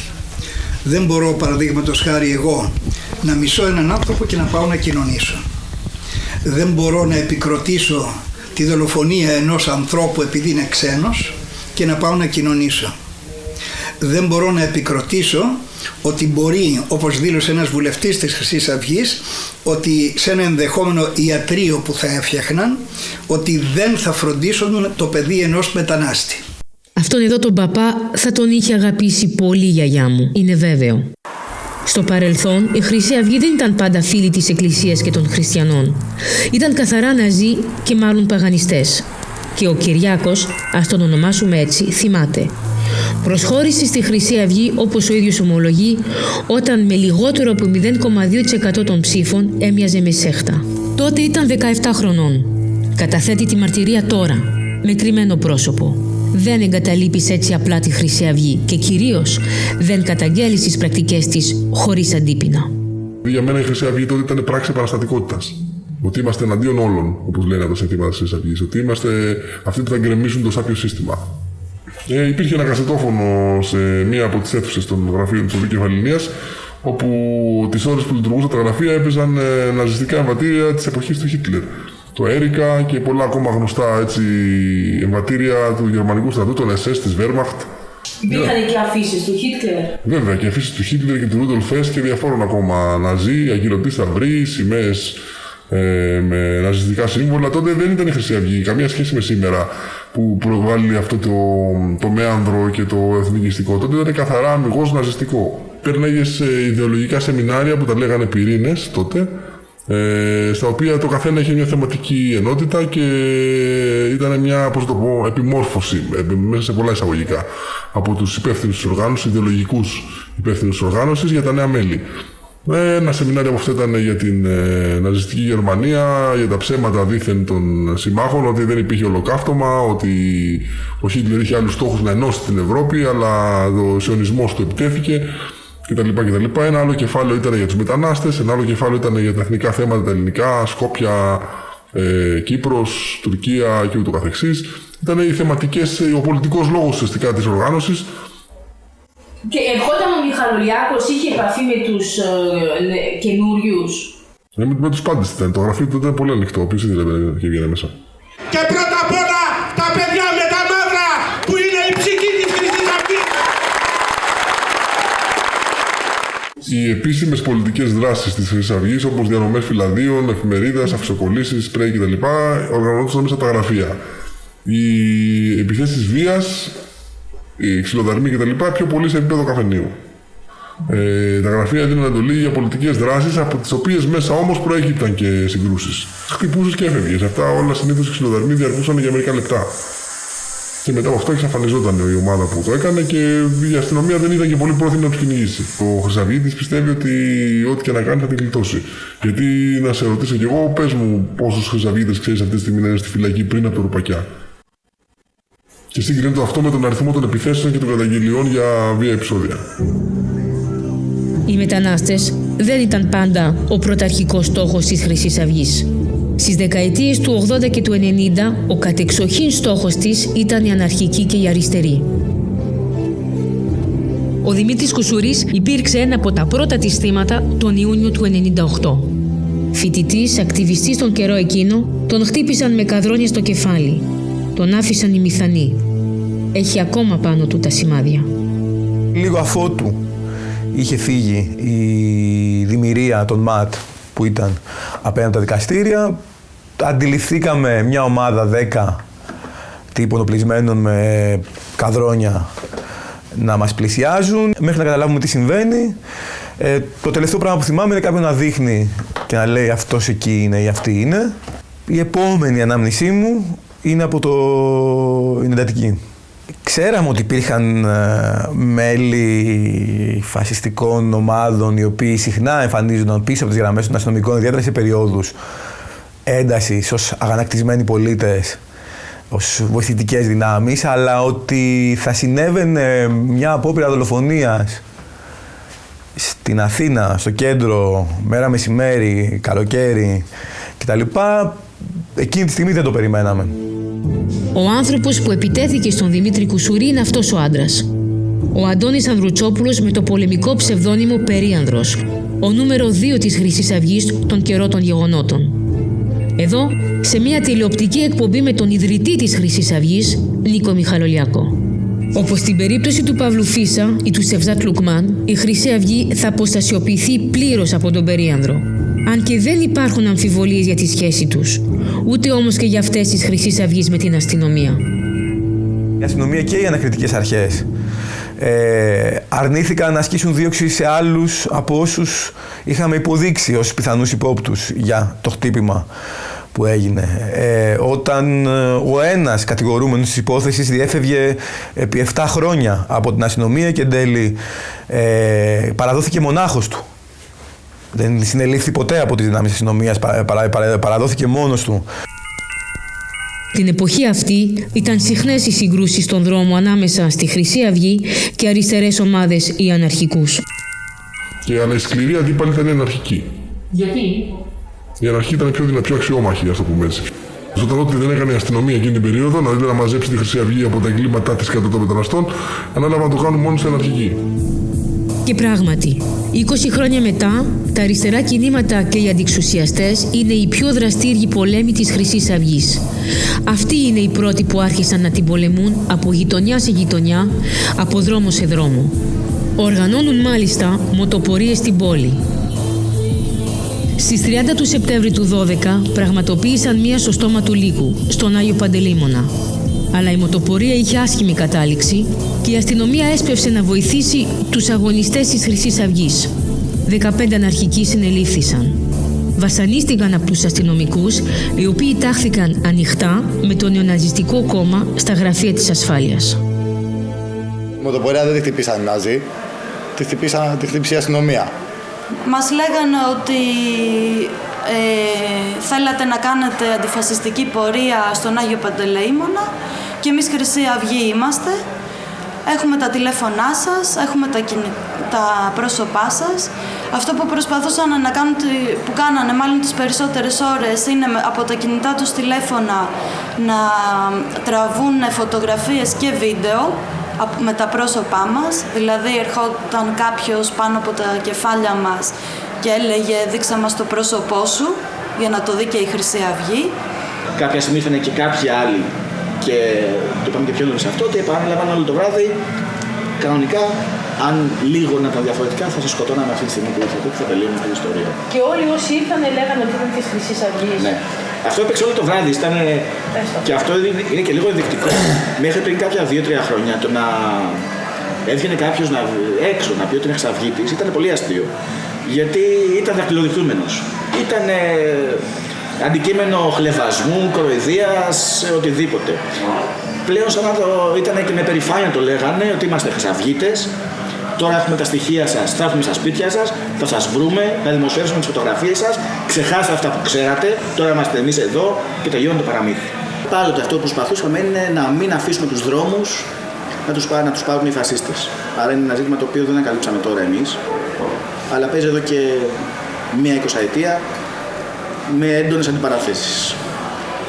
Η περίπτωση των 15 δείχνει ακριβώς το μεγάλο πρόβλημα που δεν αφορά μόνο την αστυνομία αλλά και τη δικαιοσύνη. Δηλαδή θα μπορούσε η ελληνική δικαιοσύνη όταν φτάνουν σε αυτήν περιπτώσεις κακουργηματικών πράξεων από τη Χρυσή Αυγή, από φασίστες, να τους αντιμετωπίζει αν μη τι άλλο όπως αντιμετωπίζει και την αριστερά. Αλλά αυτό δεν το κάνει.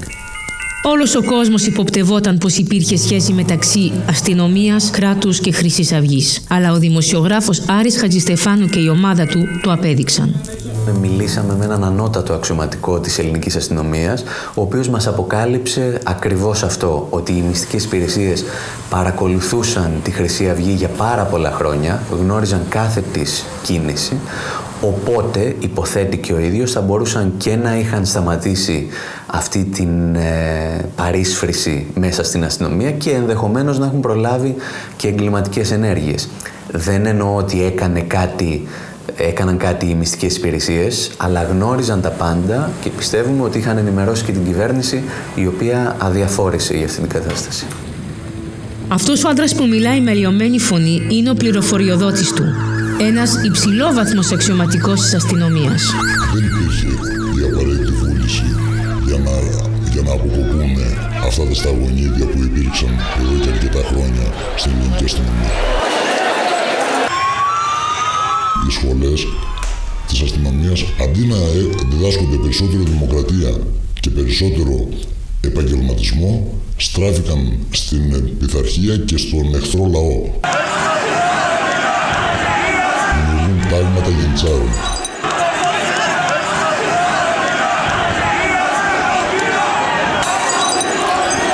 Είναι το καλύτερο όπλο για να το χρησιμοποιήσει η Χρυσή Αυγή και να διεισδύσει σε τέτοια απομονωμένα κομμάτια τα οποία αισθάνονται την απαξίωση, την απομόνωση, κακοπληρωμένοι μέσα στις χειρότερες συνθήκες εργασίας, δεχόμενοι πέτρες και μολότοφ και ψάχνουν να βρουν στήριγμα.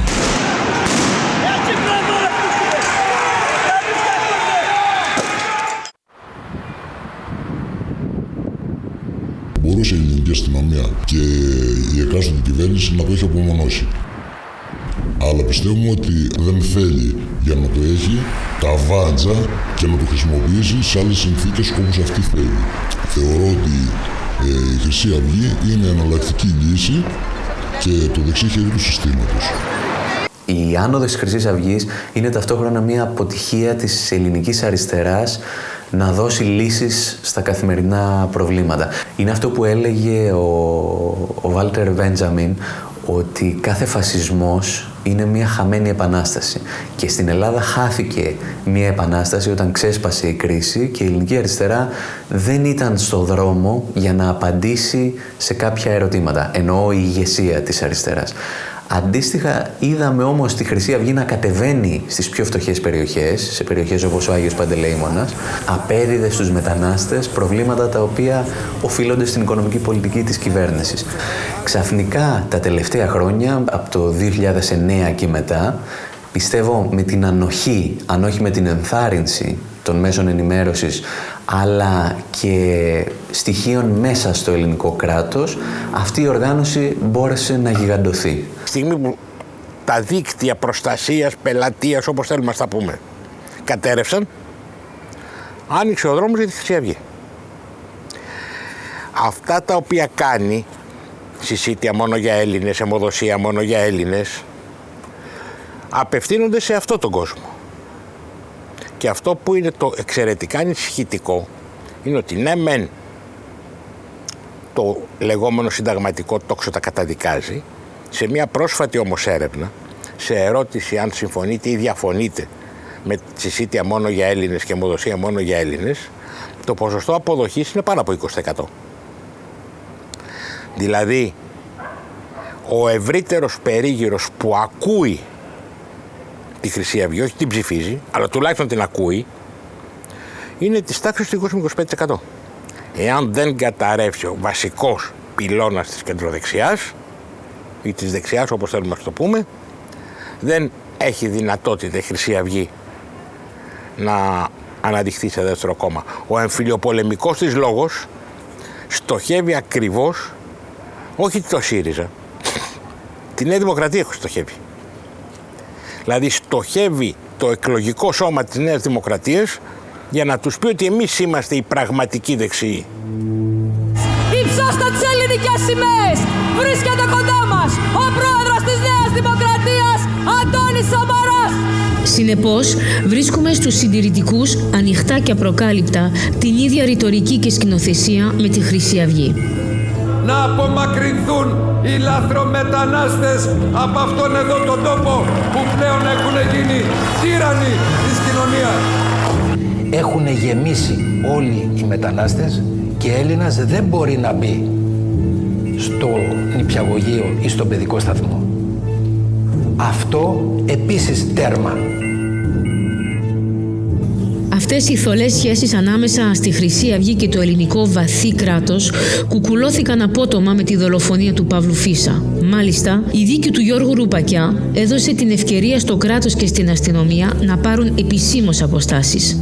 Μια δίκη που μάλλον ρίχνει στάχτη στα μάτια και που κάποιοι θεωρούν ότι άργησε πάρα πολύ. Να σας πω, από τη μια μας κατηγορούν ότι αργήσαμε. Από την άλλη μας λένε ότι το πάμε πολύ γρήγορα, ότι βιαστήκαμε. Εμείς λέμε ότι το κάναμε εκεί που έπρεπε. Θέλω να σας υπενθυμίσω ότι η ελληνική κοινωνία ήταν στα όρια της. Η έκρηξη θα μπορούσε να έχει γίνει. Την αποτρέψαμε με τους σωστούς χειρισμούς. Μόλις είχαμε τα στοιχεία, γιατί φανταστείτε εάν γινόντουσαν συλλήψεις χωρίς να μπορεί η δικαιοσύνη να οδηγήσει τις υποθέσεις μέχρι τέλους. Τότε υπήρχε ο κίνδυνος να ηρωοποιηθούν.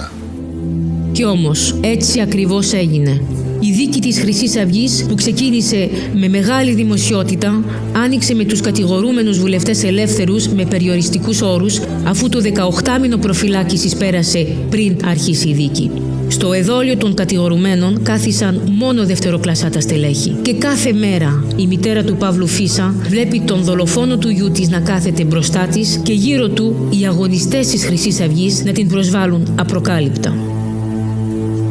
Το δικαστήριο που θα κληθεί να εξετάσει την υπόθεση της Χρυσής Αυγής θα προσπαθήσει βέβαια να μείνει κυρίως στον ποινικό χαρακτήρα της υπόθεσης. Και αυτό είναι φυσικό. Όμως αυτή η υπόθεση έχει πάρα πολλές άμεσα συναρτώμενες με τον ποινικό χαρακτήρα πολιτικές διαστάσεις. Δεν μπορεί να διεξαχθεί αυτή η δίκη αν δεν αποκαλυφθούν οι διασυνδέσεις της Χρυσής Αυγής με την πολιτική εξουσία μέσω περιπτώσεων που έφταναν στο επίπεδο του Γενικού Γραμματέα της Κυβέρνησης που ήταν ο κ. Μπαλτάκος, δηλαδή το δεξί χέρι του τότε Πρωθυπουργού Σαμαρά, αλλά και πολλών άλλων παρόμοιων υποθέσεων ή ακόμα και τις διασυνδέσεις με τους ισχυρούς του χρήματος και των μέσων ενημέρωσης. Εάν παραβιάσουμε το Σύνταγμα και τις αρχές της δημοκρατίας για να αποτρέψουμε κάποιο πρόβλημα, ίσως κάνουμε τα πράγματα χειρότερα. Δηλαδή, να θέσουμε την Χρυσή Αυγή εκτός νόμου. Πρέπει όμως να έχουμε στα χέρια μας συγκεκριμένα χαρτιά, νομικά χαρτιά. Αλλιώς, μια αυθαίρετη, μια απόφαση που μπορεί να είναι σωστή κατεύθυνση, αλλά θα θεωρηθεί από μέρος του εκλογικού σώματος αυθαίρετη, ίσως καταλήξει στο αντίθετο αποτέλεσμα. Δηλαδή, στο να έχουμε αύξηση της υποστήριξης για ακραία κόμματα, μπορεί να τεθεί εκτός νόμου Χρυσή Αυγή και να εμφανιστεί κάποιο κόμμα με παρόμοιες ιδέες, με διαφορετικό όνομα, ίσως λίγο πιο προσεκτικό στις κινήσεις του για να μην δώσει ανάλογες αφορμές, το οποίο όμως θα είναι ίσως εξίσου ή και περισσότερο επικίνδυνο. Άρα το πρόβλημα είναι να θέσουμε τη Χρυσή Αυγή εκτός νόμου ή να αντιμετωπίσουμε τα αίτια τα οποία προκάλεσαν τη γιγάντωση της απήχησής της στον ελληνικό λαό. Την ίδια στιγμή, η Χρυσή Αυγή ετοιμάζεται για τις επόμενες εκλογές με τη χείρα βοηθείας που τείνουν αδελφά κόμματα. 15 μέρες πριν τις πρόωρες βουλευτικές εκλογές του Σεπτεμβρίου του 2015, οι Ιταλοί φασίστες έχουν έρθει να μοιράσουν τρόφιμα που έφεραν επί τούτου από την Ιταλία.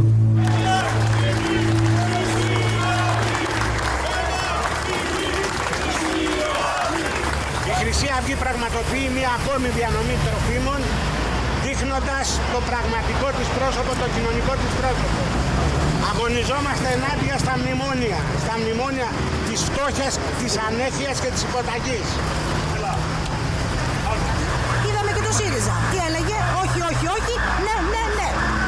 Αυτό δεν είπε? Αυτό δεν είπε? Δηλαδή, ψηφίσανε με 222 ψήφους τα μνημόνια και τώρα λένε είμαστε αντιμνημονιακοί. Ποιον κοροϊδεύουνε, εμένα? Οπότε Χρυσή Αυγή και ξερό ψωμί. Πιστεύω, κύριε Λούκα, θα πάμε καλά. Θα σε πάρω τηλέφωνο να σου πω σε λίγο τι γίνεται. Πάω τώρα να ψηφίσω μέσα.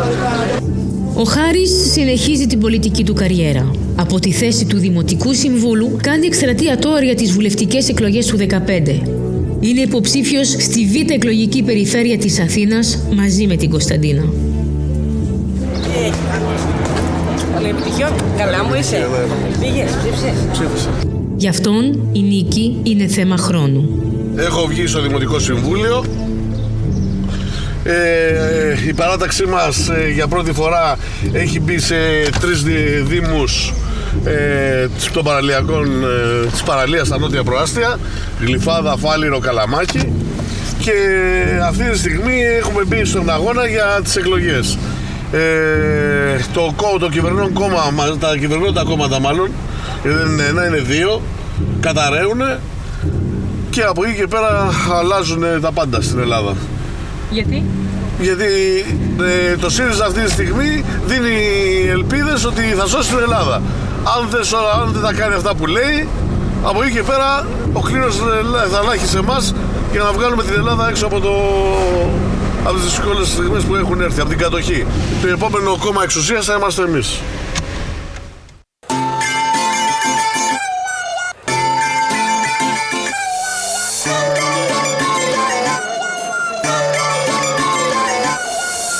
Έγινε ο κόσμος μια μεγάλη φυλακή κι εγώ ψάχνω έναν τρόπο τα δεσμά να σπάσω.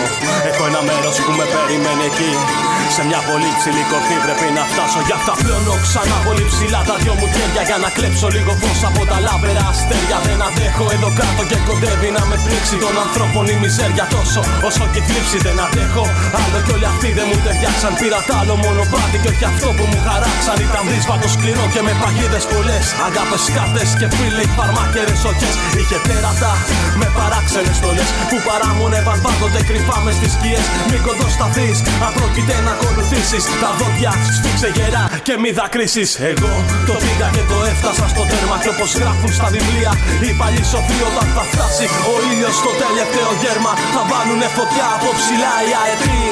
Για όσους με πρόδωσαν με πίσω μαχαιριές θέλω να ξέρουν ότι σιγάνει κάψου.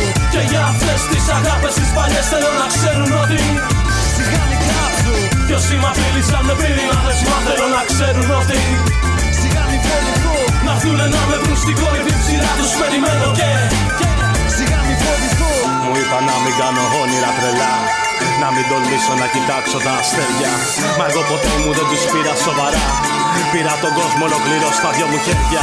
Θέλουνε τώρα να μου φτιάξουν μια φοριά που έχει πάνω της το φόβο, την ασχήμια και ένα κλάμα γοερό και μια λυσίδα βαριά. Κουβαλάει την κατάρα των θεών και την πλαστήμια. Δεν θα δακρύσω μάτε και θα φοβηθώ. Δεν θα αφήσω να μου κλέψουν τα όνειρά μου ελευθερά ψηλά. Πολύ ψηλά πετώ κι όλοι ζηλεύουν τα περήφανα κι αδές με τα φτερά μου. Και περιμένω κι άλλα αδέρφια για να βγουν σ' αυτή την κορυφή που όλους περιμένει αρκεί. Να μην δακρύσουν και να μην φοβηθούν σ' αυτή την έξυπνη απάτη, την καλωστημένη. Για όσους με πρόδωσαν με πίσω μαχαιριές θέλω να ξέρουν ότι σιγά μη κάψουν. Και για αυτές τις αγάπες τις παλιές θέλω να ξέρουν ότι σιγά μη κάψουν. Κι όσοι μ' απείλησαν με πύρινα δεσμά θέλω να ξέρουν ότι σιγά μη φοβηθώ. Να έρθουνε να με βρουν στην κορυφή ψηλά τους περιμένω και σιγά μη φοβηθώ. Για όσους με πρόδωσαν με πίσω μαχαιριές θέλω να ξέρουν ότι σιγά μη κάψουν. Και για αυτές τις αγάπες τις παλιές θέλω να ξέρουν ότι σιγά μη κάψουν. Κι όσοι μ' απείλησαν με πύρινα δεσμά θέλω να ξέρουν ότι σιγά μη φοβηθώ. Να έρθουνε να με βρουν στην κορυφή ψηλά τους περιμένω και με τη νίκη